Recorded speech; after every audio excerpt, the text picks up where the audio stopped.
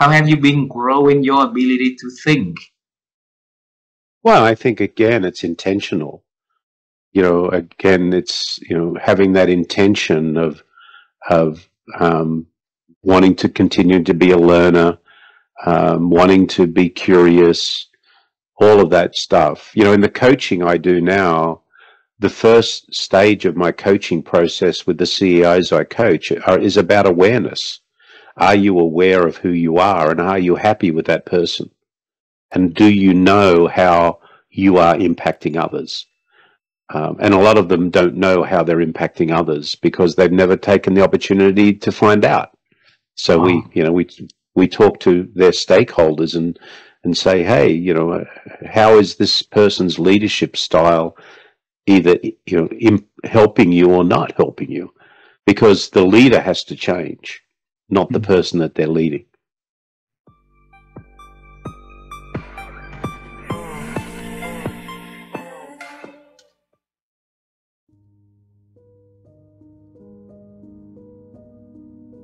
So the big question for you tonight is, Mary, how have you been growing your ability to think over the years? I would say there's probably four things, but the first is put your phone down, right? put your phone away. The second thing that I find is going for long walks. And even if I'm listening to a podcast to kind of spur my thinking, I find some of my best ideas come from those walks when I'm kind of, you're free. And neuroscience says that, right? They call it vacation brain. When you kind of take yourself out of your familiar surroundings, sometimes we're able to think. I think the third is to read broadly, right?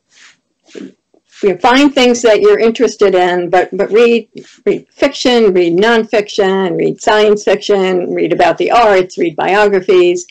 So just stretch our ability to think in different ways, to imagine through fiction, to learn through nonfiction, to model through biography. So I think to read broadly. I also, because I'm not very good at keeping my focus, so the multitasking is something I'm still working on, right? To kind of just, I know when I'm really passionate about something because I'm in the flow.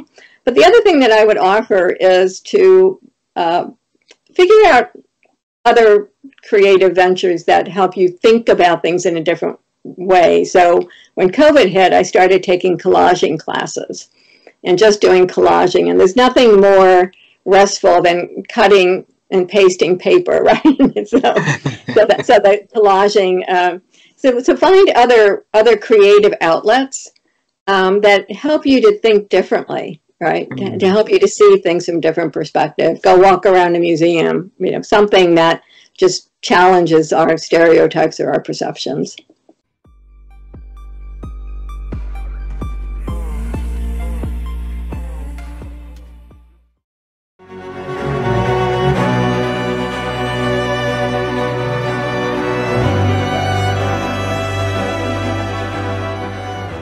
The question for you is, how have you been growing your ability to think?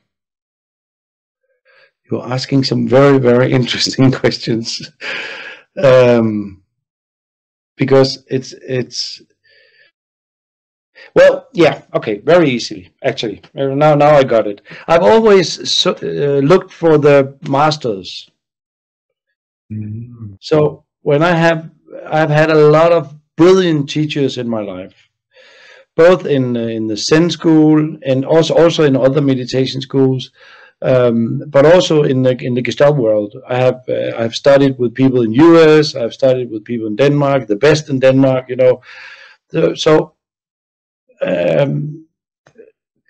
My thinking is very much based on the experience that I have, you would say, copied or integrated from other people who have done that, who have then again been with other people, right? So it's about seeking information. Don't take the quick way. Don't go quick. There's no quick fixes. There's only slow fixes. So look for it. but find some. You said it before. The master will come to you when you're ready, and that's a very interesting, very interesting aspect. I would say look for the master. Don't wait for him to come. Look for him. Find him. If you like it, go with it. If you don't, change. Wow.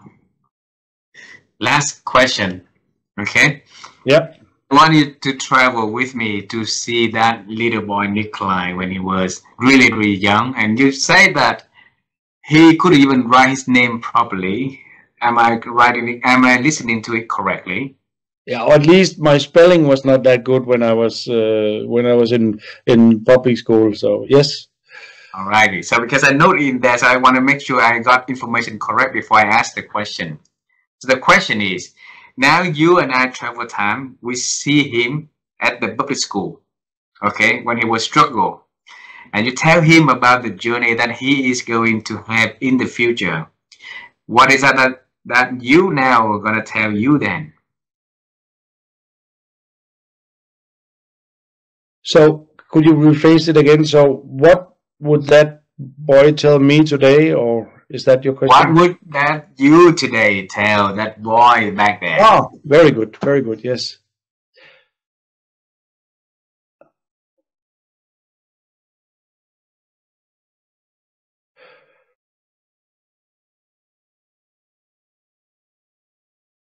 I would tell him, you have a lot of energy, you have a lot of curiosity.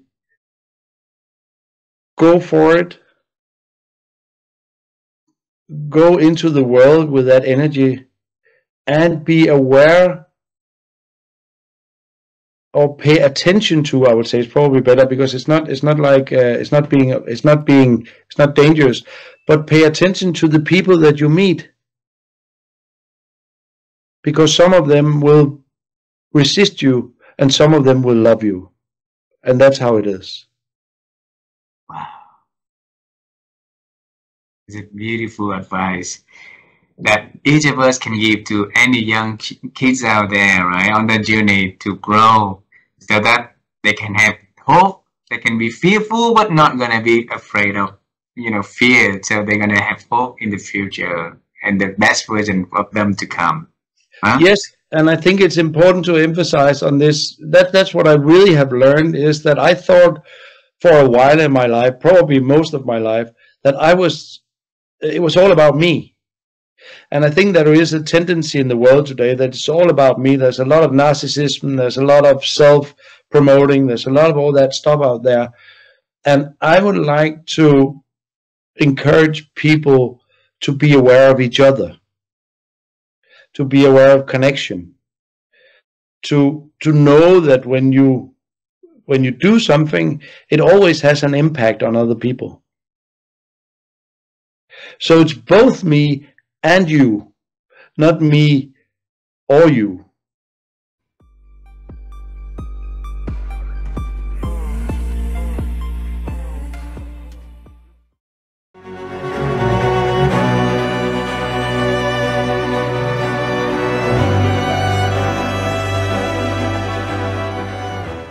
Okay, so assuming that we're gonna travel time and travel space also to another universe where you and I, me now, be able to see your your mom's father and your father's mother. So with the four of us together, all right. Yeah. And Michelle gonna share one piece of wisdom that Michelle's been having back to your grandparents. All right. So what is that piece of wisdom you are going to and proudly saying to them? Oh gosh, that's a great one. I'm going to share something that is applicable in life and career, and it is something that I share with my career transition clients, but this is so applicable in life in general, which is, this is not your forever place ever. Like if you're experiencing a challenge, or you're experiencing a struggle, that struggle is an event. That struggle doesn't last our whole lives. So whether the struggle is losing a job, maybe having a problem with the house and not sure if you can keep your house, or, maybe the falling apart of a relationship, or any of those kind of things, like this is not your forever place. Like things will turn around, and things will evolve, and they will grow, and they will become better from here. It can feel very stressful in the moment, but it's not going to be how it always will be. So I think that's something that I've learned. I have learned that through life, with different situations and different challenges.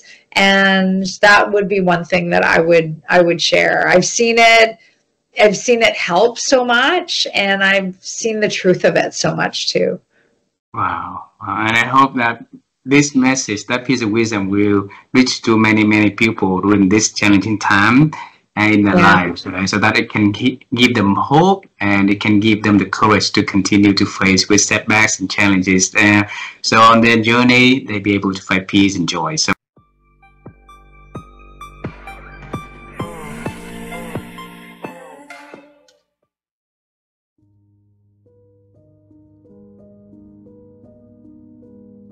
Gandhi once said, be the person you want to see in the world, right?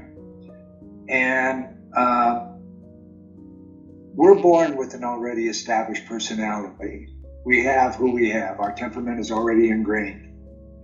And as we get older, we become witness to various stimuli around us that will affect in the world, that will affect the way we act and react to that stimulus, okay? And if you're around a certain type of thought process, good or bad, right? People around you that you love and trust, you're going to mirror them, at least for a while, until your personality basically comes in. Now, I have always been, as far as I can tell, a really nice person who likes to help people. I can remember helping little kids when I was a little kid, and some of the people that I've worked with along the way became really nice people. Because when it really gets down to it, the people that I've worked with, that I'm in it for me and that's it. I don't care about you. They have a very miserable life, no matter this amount of success. And when they change that idea to the more I help the people around me, the better I feel, the better my life is, and the more successful I actually become. Because there's going to be a point in time where you're going to get so high where it's going to affect your job, and you're going to start getting fired all the time. Right? Or worse yet, you're going to make those around you so miserable, and all of them quit all the time, and you have nobody to work with. So it's important. Be kind. Be kind. It's free.